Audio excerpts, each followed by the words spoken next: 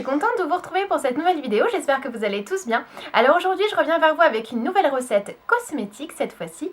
C'est une recette qui consistera à élaborer une lotion pour les cheveux hydratante. Donc si cette recette vous intéresse, continuez à regarder la vidéo. Alors, déjà, il est vraiment important d'hydrater son cheveu, surtout si on a le cheveu de nature sèche. Donc si on a le cheveu sec, on pourra pallier à cet effet en utilisant des produits comme les après-shampoings, les shampoings, les masques spécifiques à notre type de cheveux. Néanmoins, c'est insuffisant car il faut vraiment hydrater son cheveu au quotidien, pendant le coiffage, idéalement. L'eau permet vraiment d'hydrater vos cheveux, déjà en buvant quotidiennement, en buvant de l'eau quotidiennement. Vous pouvez les hydrater de l'intérieur, mais vous pouvez les hydrater de l'extérieur avec de l'eau. Mais pas essentiellement qu'avec de l'eau, car quand vous hydratez vos cheveux qu'avec de l'eau, votre cheveu va absorber l'eau, mais ne va pas la fixer dans le cheveu. Donc pour pallier à ce problème, vous pouvez donc utiliser de l'eau avec de la glycérine végétale, comme ceci, que vous pouvez acheter sur le site d'Aromazone. Sinon, ça peut être du miel. Donc si vous n'avez pas de glycérine végétale, pas de panique, le miel pourra très bien faire l'affaire. Ensuite, il vous faut un actif. Ça c'est facultatif, un actif hydratant. Ça peut être de la Provitamine B5. Donc la Provitamine B5 de chez Aromazone, ça ressemble à ces petites bouteilles là. Donc c'est pas très cher il me semble. Et vous pouvez en mettre, vous n'en mettez pas beaucoup à l'intérieur. Ça va permettre tout simplement de fortifier vos cheveux et de les rendre, et de les hydrater en profondeur. En général, ça se dose donc de 2 à 5%, donc vous mettez très peu de gouttes. Vous pouvez aussi rajouter des huiles essentielles. Donc pour ça, vous pouvez demander conseil à votre parapharmacien, car les huiles essentielles, certaines, permettent aussi d'hydrater son cheveu. Vous pouvez aussi à l'intérieur rajouter des protéines suivant les besoins de vos cheveux. Si vous avez les cheveux comme moi qui sont défrisés, donc en manque de protéines, vous pouvez utiliser l'actif protéines de riz, qui est à la fois hydratant et fortifiant. Donc ça va permettre vraiment à votre cheveu d'être hydraté en profondeur.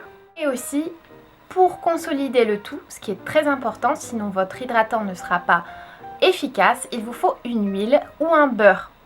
Une huile, pourquoi? Tout simplement parce que l'huile va permettre de fixer et de garder l'humidité dans votre cheveu. Alors voilà, moi j'ai un petit récipient comme ceci.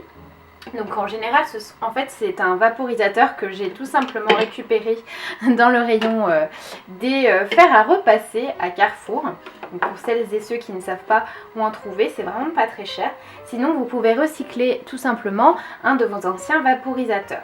Donc ce que vous allez faire dès à présent, c'est que vous l'avez au préalable bien nettoyé, bien désinfecté.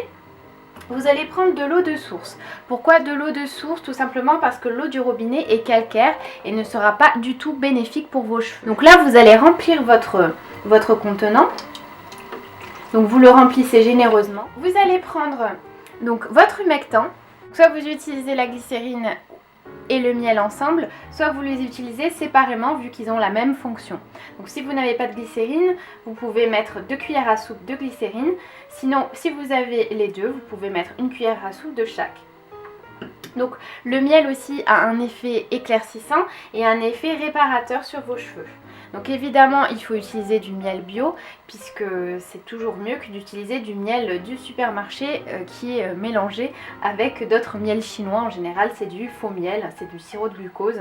Donc du coup, ça n'a pas forcément les mêmes propriétés que le vrai miel. Donc méfiez-vous tout simplement des miels de supermarché. Donc là, vous allez prendre 1 cuillère à soupe de miel, verser à l'intérieur. Vous allez prendre 1 cuillère à soupe de glycérine végétale. Donc la glycérine végétale, c'est un humectant, va permettre vraiment d'hydrater vos cheveux. Donc moi, par rapport à mon type de cheveux, donc comme j'ai le cheveu sec et que je ne veux pas forcément les alourdir, je vais utiliser de l'huile de jojoba. Donc vous pouvez utiliser l'huile que vous voulez. Si vous n'avez pas d'huile de jojoba, vous pouvez utiliser une huile d'olive, une huile de pépin de raisin ou l'huile que vous voulez. Donc l'huile va permettre tout simplement de fixer l'hydratation. Donc je mets une cuillère à soupe d'huile. Si vous avez des huiles essentielles que vous voulez ajouter, vous pouvez les ajouter directement dans l'huile. Vous allez prendre vos actifs, donc si vous n'avez pas d'actifs, vous vous arrêtez là. De la protéine de riz, donc je vais rajouter 20 gouttes de protéine de riz. Ensuite, je vais ajouter 20 gouttes de provitamine B5. Vous allez rajouter une petite cuillère à soupe de vinaigre de cidre. Donc le vinaigre de cidre, il faut absolument qu'il soit bio, parce que sinon ça ne sera pas bon pour vos cheveux. Donc le vinaigre de cidre est vraiment très connu pour avoir des vertus sur les cheveux au niveau de la brillance et qui favorisera la pousse de vos cheveux. Donc vous en mettez une cuillère à soupe. Maintenant je vais rajouter un parfum car c'est quand même sympa quand un vaporisateur sent bon. Donc je vais rajouter ma senteur préférée, c'est la senteur Moréa, qui est une senteur exotique, que je vais rajouter à l'intérieur et je vais rajouter 10 gouttes. Et voilà, le petit vaporisateur est maintenant terminé. Vous avez vu, c'est très facile à faire. Je vous fais une petite démo. Vous allez simplement secouer à chaque utilisation votre vaporisateur. Et vous allez venir ici. Donc moi, ce que j'aime faire, c'est le placer donc en dessous de ma chevelure. Et je veux en fait passer, donc aller des racines vers les pointes. Et ensuite, je vais venir avec mes doigts, je vais venir masser afin de vraiment imprégner l'hydratation au cœur de mon cheveu. Vous le faites soit le matin et le soir comme vous voulez, soit vous le faites juste une fois par jour, ça suffit amplement. Ça ne coûte vraiment pas grand chose et c'est vraiment important d'hydrater vos cheveux. Donc maintenant, je vais vous laisser, je vous dis à très bientôt pour de prochaines vidéos. Ciao!